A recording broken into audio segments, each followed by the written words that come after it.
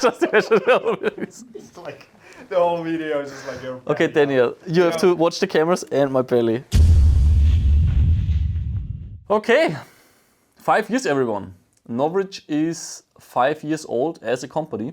So, not YouTube channel. The YouTube channel is, I think, now around 10 years old. But with the launch of the SG24, Novritsch became an officially registered company, because before I was kind of like me in my bedroom with my buddy. And thinking about that this is only 5 years is kind of wild.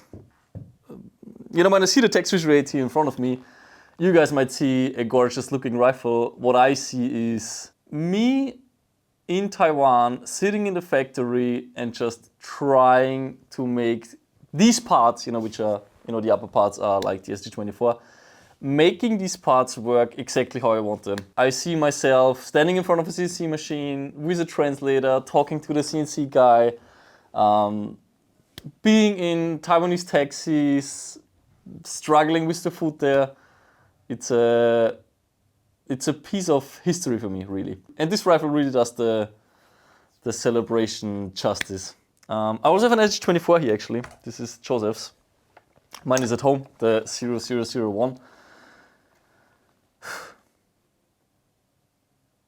This was the beginning. So again, back then it was me and my buddy.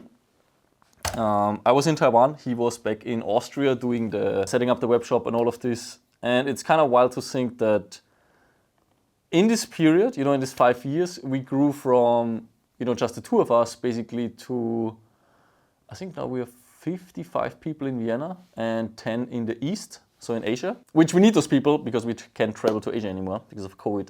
When the SG24 launched 5 years ago, we actually didn't even have a logistics fulfillment center.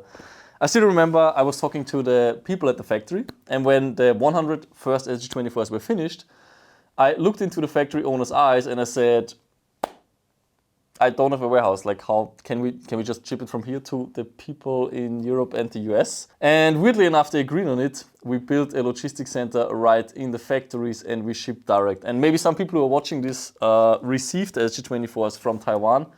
And apologies, because I know it was quite a hassle to import these guys. I've heard the wildest stories from people having to drive to custom, explaining them that this is not a real gun, even though it looks like a real gun, and kind of getting them in, paying massive amounts of import taxes.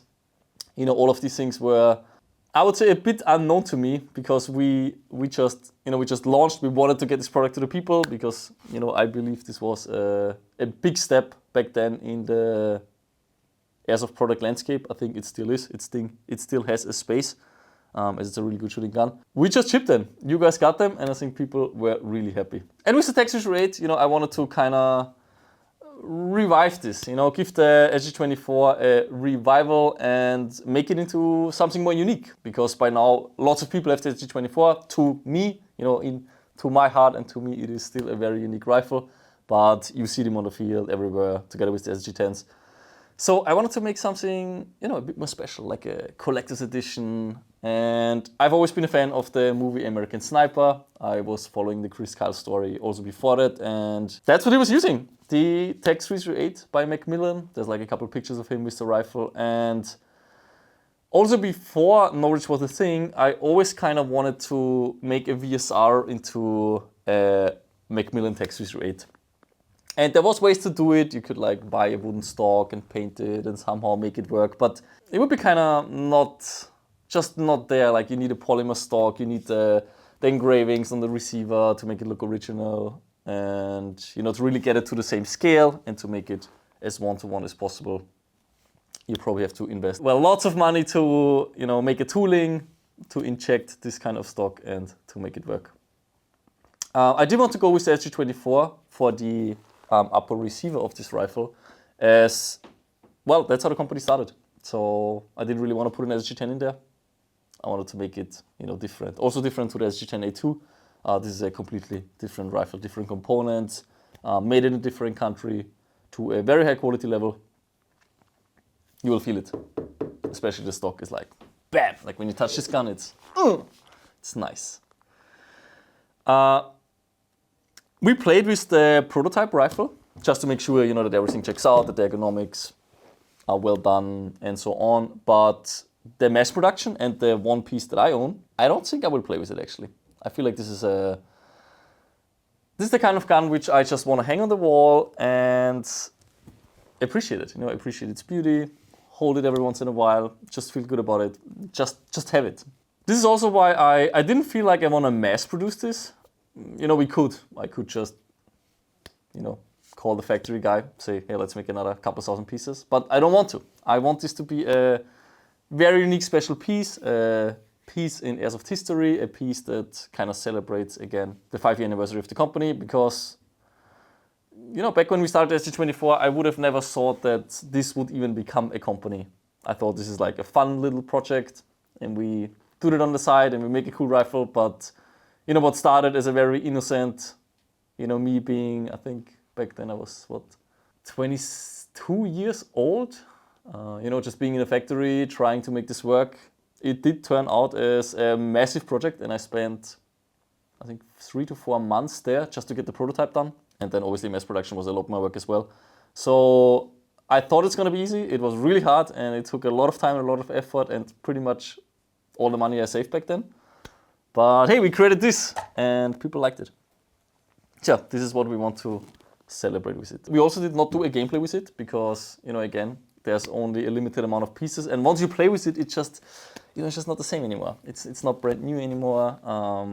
If you would put it out of the box that it comes in, which is also a really nice box, by the way, like we made for a nice unboxing experience. You know, you take off the foam, and then there's like a certificate of authenticity.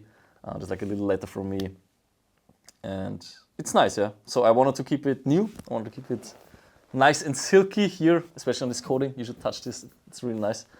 Yeah, this is gonna stay an unused rifle. When the SG24 was made, I did not have the infrastructure that I have right now because, you know, back then doing stuff was very difficult. Having 3D designs done, having them converted to 2D designs, prototyping, all of this, it was really difficult, and that's why it also took quite a while. Yeah, now stuff gets done quickly. Like we have 20 people working full-time only in development, and you know, the stuff that will come, guys, get excited. It's some really innovative, cool things that I can't talk about right now because these are secrets that we want to keep within the company, and then show the final result to you guys when it's on the market. But there is a pistol standing here in the corner, which is gonna be launched quite soon actually. And I think this is also gonna really show what this company is capable of and how passionate the developers here in this company are. So yeah, get ready for this as well. Good. It was 5 years. There's gonna be many more years. I'm really excited what's gonna happen. I would have never thought that we would ever create something like this. And with me, I mean the company, because this is what a lot of people still get wrong. When we release a gun, you know, people sometimes write, wow, Chris, amazing job, like you've created something really cool. It's not me anymore. Like this company, again, this many people, there's multiple departments, people come here and they wanna do good, they wanna really change what's out in the market, they wanna just impact the sport, and they do a great job. This is why we can come out with these products, but this is not my achievement anymore. Novritsch has become something much more than, you know, just myself, just me being a YouTuber and now leading the product development department. It is a gathering of passionate people who want to do something great and, you know, bring this stuff to the market and to you guys. So yeah, next time you see a cool product, maybe you can, you know, tell the people that they did a great job, because again, it wasn't just me. Good, 5-year anniversary. If you want to know more about the TAC338, you know, go head over to Novritsch.com. Maybe there's still some there, maybe not. I'm not sure. It's only so many pieces, so they might fly off the shelf quite fast. Yeah, I'm excited to hopefully see one day one at the field. Maybe people don't use them in the field. We're gonna see.